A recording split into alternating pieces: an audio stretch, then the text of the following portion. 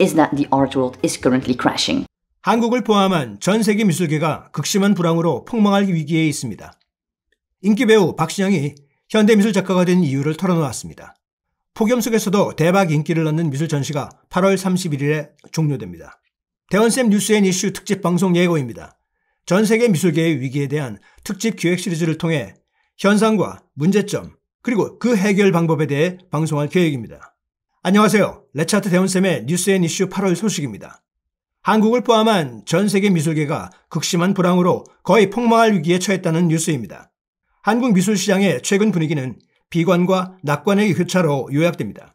대형 미술관에선 유명 작품을 눈에 담기 위해 100m가 넘는 대기줄을 서며 매번 관람객 기록을 경신하고 있지만 미술 경매장에선 저점 매수를 노리는 신중한 눈치 싸움이 벌어지고 있다고 합니다. 보는 미술은 화랑인데 사는 미술은 불황인 기묘한 양극화가 일어나고 있는 셈입니다. 이런 현상은 미술 강대국인 파리에서 더욱 심각하다고 하는데요. 세계 최고의 미술관 루브르는 매일 수만 명씩 몰려드는 관람객을 견디다 못한 직원들이 파업에 나선 반면 인근 화랑가에선 고객 발길이 끊기며 조용히 문을 닫는 갤러리들이 하나둘 눈에 띄고 있다고 합니다. 물론 이런 현상은 한국도 마찬가지입니다. 22일 아트뉴스 등 해외 미술 전문 매체에 따르면 프랑스 현지 화랑가에서 재정적 위기감이 커지고 있는데요. 시장조사기관인 이뎀이 프랑스 미술갤러리 전문위원회 소속 324개 회원 갤러리를 대상으로 설문을 진행한 결과 12%가 최근 18개월간 심각한 운영난을 겪었고 이 중 일부는 폐업 등을 앞두고 있다고 답했습니다. 구체적으로 들여다보면 2019년 파리 중심 상권 중 하나인 생클로드 거리에 문을 연 ETC 갤러리가 수익성 악화를 이유로 지난 6월에 문을 닫은 게 대표적인데요. 1957년 문을 연 유명 갤러리 장프루니에도 지난해 마지막 전시를 끝으로 영업을 마무리했습니다. 홉킨스, 로르, 루아네트와 같은 로컬 갤러리와 다국적 갤러리인 레비 고르비 다얀의 파리 지점도 최근 그 문을 닫은 것으로 전해졌습니다. 필리프 샤르팡티에 갤러리 협회 회장은 프랑스 일간지 르몽드를 통해 지금 시장은 2010년 수준으로 되돌아갔다라고 그 심각성을 지적했습니다. 특히 파리가 세계에서 미술 전시 관람객으로 가장 붐비는 도시 중 하나라는 점을 고려하면 로컬 화랑들이 생존 위기에 처한 점은 다소 의외인데요. 파리 명소인 루브르 박물관만 해도 지난해 기준 연간 870만 명의 관람객이 몰릴 정도로 매일같이 붐볐습니다. 지난달엔 매표소 직원, 보안 요원 등이 폭증한 관람객 수요를 소화하기 어렵다는 이유로 파업에 나서며 돌연 휴관에 들어가야 했을 정도였습니다. 그런데 왜 로컬 갤러리들은 심각한 경영난이나 심지어 줄줄이 문을 닫는 걸까요? 이 상황은 서울도 마찬가지로 기이한 현상을 보이고 있는데요. 프랑스 미술계는 관람은 활발하면서도 실제 작품 구매엔 소극적인 시장 양극화가 미술품 거래 시장이 위기를 키우고 있다고 분석합니다. 게다가 고금리와 경기 둔화, 정치적 불안 등 대내외적 리스크가 덮친 한국 미술 시장도 사정은 비슷한데요. 최근 막을 내린 서울 소격동 국립현대미술관 론 뮤직 전시에 53만 명이 몰려드는 등 문화예술 소비 수요에 미술 쏠림 현상이 두드러지는 반면 거래시장 침체는 지속 중이기 때문입니다. 한국 미술시가감정협회에 따르면 올 1월부터 6월 경매시장 총거래액은 약 572억 원으로 전년 동기 917억 원 대비 37% 감소했는데요. 낙찰률은 49.77%에 그쳤습니다. 거래액과 낙찰률 모두 최근 5년 새 가장 낮은 결과죠. 한 화랑 관계자는 거래가 얼어붙고 값비싼 블루칩 작품을 제외한 중저가나 신진 작가의 작품은 투자 매력이 떨어진다는 인식이 커지다 보니 구매력이 낮은 젊은 고객들이 줄어든 게 현실이라고 말했습니다. 그래서 이 기이한 미술계의 위기를 다음 방송에 특집으로 다루어 심층적으로 파헤쳐 보도록 하겠습니다. 다음 소식은 인기 배우 박신양 씨가 현대미술 작가가 된 이후 공개적인 강연에 나서며 그가 미술 작가로 등단하게 된 동기와 그가 생각하는 미술의 세계에 대해 많은 관객과 소통하는 시간을 가져서 화제입니다. 한국경제신문 다산홀에서 열린 첫 아티스트 토크에선 내가 그림을 그리는 이유를 주제로 박신양 작가의 예술 여정과 내면의 이야기 그리고 미술 철학에 대한 진지한 대화가 오갔는데요. 이번 토크 콘서트에는 120여 명의 관객이 참석했다고 합니다. 영화와 드라마를 오가며 연기파 배우로 오랜 시간 사랑받아온 박신양은 지난 10여 년간 꾸준히 그림을 그려왔고 2023년 개인전 제4의 벽을 통해 본격적으로 화가로 데뷔했습니다.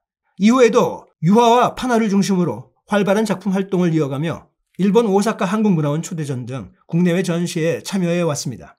박신양 씨는 연기로 표현하는 것이 부족해서 그림을 그리게 된 것이 아니냐고 묻는 관객의 질문에 어느 날 러시아에서 만났던 친구가 너무 그리워서 그림을 그리기 시작했다고 답했습니다. 이어 그는 시간이 오르면서 그림이라는 감정의 정체가 궁금해졌고 그 감정이 어디에서 비롯된 것인지 알고 싶어졌다. 한 감정을 끝까지 파고 싶다는 마음으로 계속 그림을 그리며 밑바닥이 시작된 지점을 찾아갔다라고 설명했는데요. 너무 은유적이라 무슨 말을 하는지 아리송한 부분이었습니다. 그림을 그리며 내면의 변화가 있었냐는 질문에는 그림을 그릴 때는 어떤 규칙도 없이 자유롭게 감정을 풀어놓는다. 날 것으로 있는 궁금증과 흥미로움을 기반으로 돌진하듯 몰입하게 된다 라고 말했습니다. 그는 내면의 변화는 늘 일어나고 그림을 그리는 과정은 결국 자기 자신과 대면하는 과정이라고 정의했습니다. 얼마만큼의 자유를 추구해도 되는가? 얼마나 솔직해져도 괜찮은가? 같은 그런 질문을 끝없이 던지게 된다. 그런 질문을 해도 되는 것이 예술이고 그런 기회를 주는 것이 나에게는 그림이다 라고 덧붙였는데요. 이 부분에서는 그림을 평생 그려온 저도 여러 부분 공감되는 말이었습니다.